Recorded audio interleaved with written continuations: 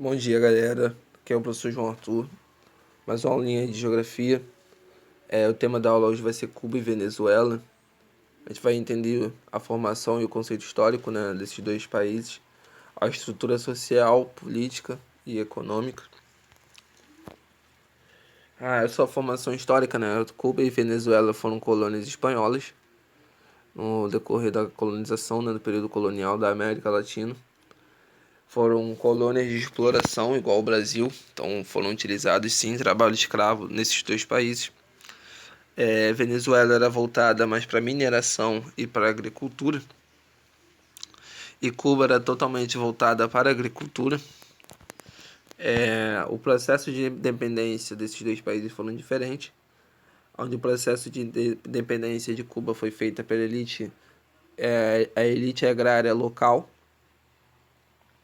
Já a Venezuela fez parte de uma união do povo, tendo um líder chamado Simão Bolívar.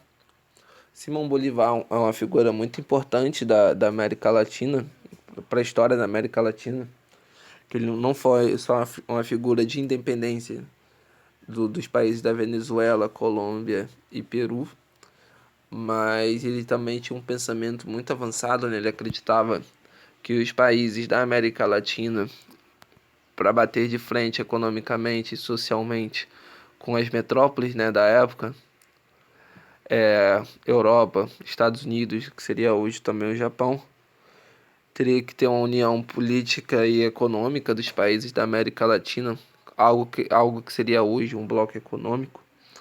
Então, o Simão Bolívar acreditava que para a América Latina dar certo, para a América do Sul dar certo, como sociedade, como economia, teria que ter uma união forte desses países.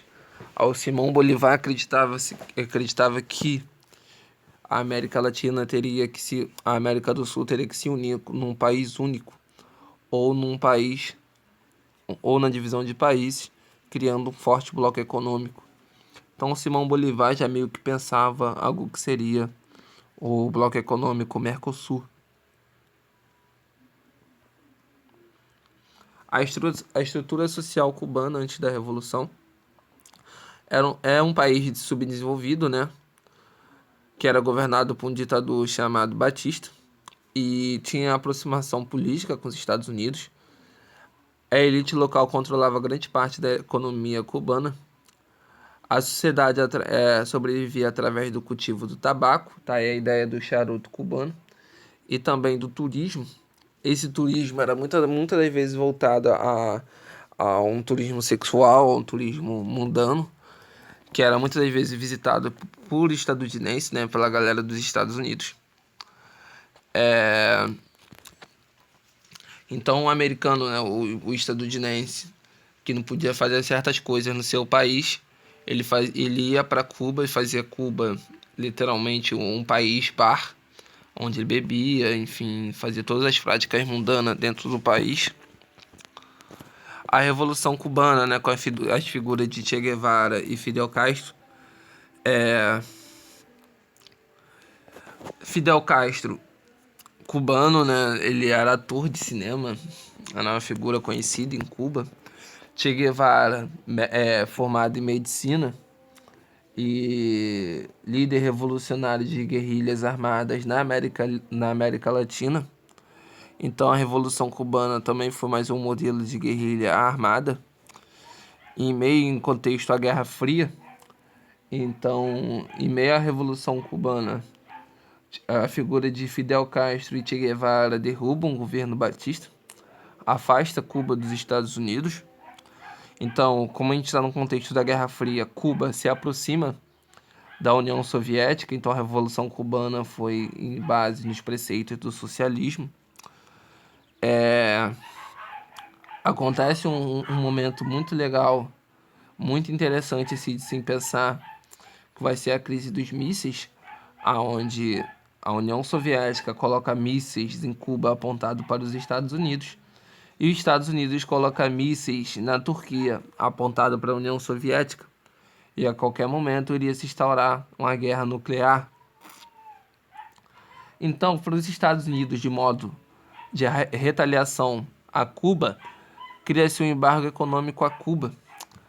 O que seria embargo econômico? Embargo econômico é você afastar, excluir um país da globalização. Então nada entra e nada sai de produtos ligados à globalização. Então carros novos, produtos eletrônicos, todo produto de consumo do capitalismo global não entra em Cuba. Então, por exemplo, comprar um PlayStation, um iPhone, uma TV da Samsung, enfim, todos os produtos e marcas da globalização não entram em Cuba. Esse embargo econômico durou em torno de 60 anos. Hoje em dia, pós-governo Obama, há uma aproximação dos Estados Unidos a Cuba e um afrouxamento, né, desse embargo econômico. A infraestrutura cubana, mesmo o cubano não conseguindo consumir, né, não tendo contato com produtos da globalização, a infraestrutura cubana é pautada na igualdade social, em melhores índices de educação, principalmente nos melhores índices de educação da América e top 10 no mundo.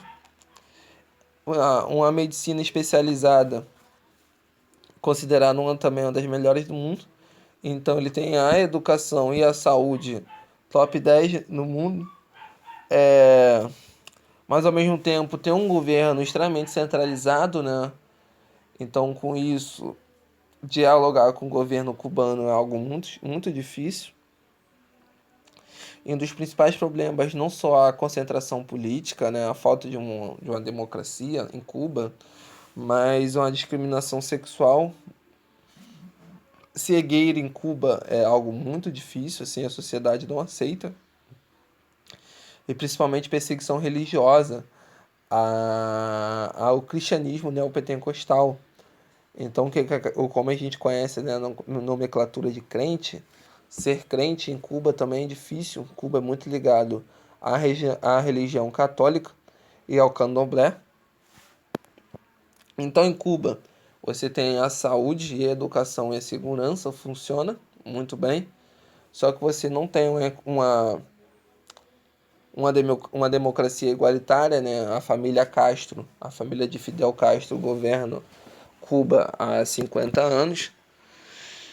E há uma perseguição social ao homossexualismo e uma perseguição religiosa a pessoas que não seguem ao catolicismo ou ao candomblé.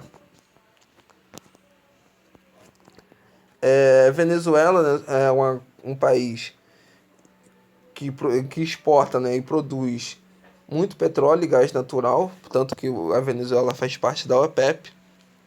A economia baseada na exploração de petróleo possui a gasolina mais barata do mundo. Um litro de gasolina na Venezuela custa em torno de 1,50.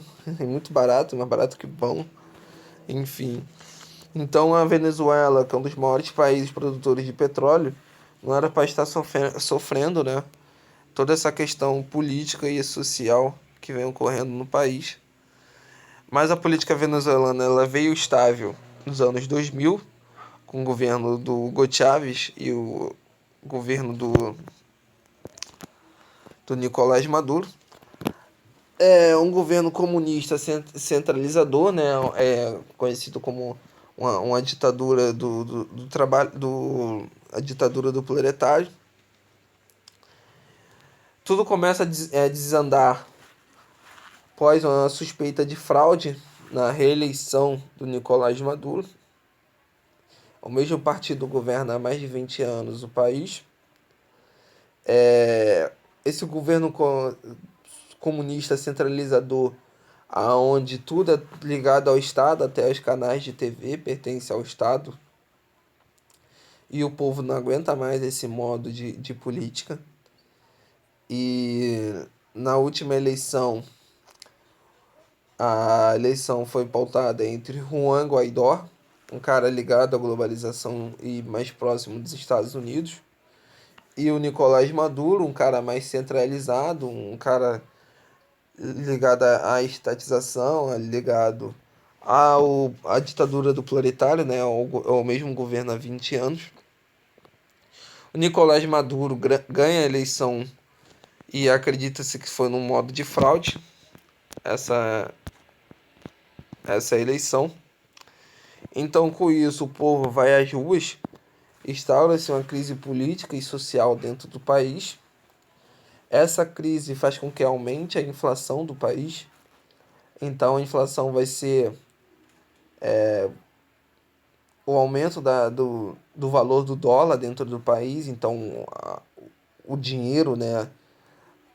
O dinheiro venezuelano passa-se a valer nada no mercado global. Então, se o dinheiro venezuelano ele não vale nada, o consumo fica extremamente limitado, você consumir fica ruim. Com isso, né, é algo muito parecido com seria um embargo econômico. Nenhum produto entra na Venezuela e também nenhum produto sai da Venezuela. Então, falta-se utensílios utilizados no cotidiano. A manifestação contra o governo é todo dia, onde morreu centenas de pessoas nas ruas. Então cria-se também uma crise humanitária, falta-se comida, falta-se alimentos dentro da Venezuela. Então o povo, o que resolve? Resolve migrar. A migração em massa de venezuelanos, e grande parte deles vem para o Brasil. O venezuelano que tinha uma melhor condição financeira, ele vem para o centro-sul, trabalha ou nas indústrias ou no meio urbano. Já os venezuelanos que não têm uma condição financeira tão boa, ficou na região norte do Brasil, né, a região que faz fronteira com a Venezuela, e tem hoje em dia o trabalho ligado principalmente ao campo, né, à agricultura. E a crise na Venezuela, ela ainda acontece, aonde de um lado tem o governo de Nicolás Maduro, que quer governar o país, e do outro lado tem o Juan Guaidó, ligado aos Estados Unidos, que também quer governar o país. Mas eu chego à conclusão que essa disputa política não é só pela questão, não é só a questão política na Venezuela, mas é uma questão política ligada à exploração do petróleo. Então essa briga política, essa falta de um governo na Venezuela é totalmente ligada à produção e exploração do petróleo, beleza? Enfim, galera, essa foi mais uma aula, tá? Fiquem com Deus e até a próxima.